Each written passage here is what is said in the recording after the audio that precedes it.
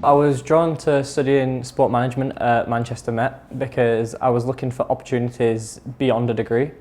Manchester's a global city of sport and it's very modern, very upcoming. I fell in love with the city as soon as I came to visit it, and straight away I knew it was the place for me.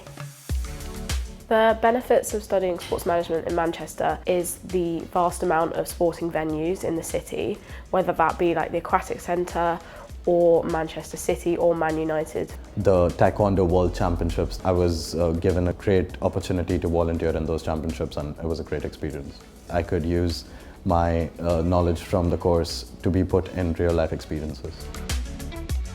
The teaching support at Manchester Met is generally just above and beyond. The lecturers at Manchester Met are always there ready to give you that extra helping hand. They come from a diversity of not only industries but locations as well. We've got teachers from all over the world, from different sectors like events, policy making. That's really, really great. I would definitely recommend Manchester Met due to the city that it's in. It's great, like even in my third year I'm still finding new places every day.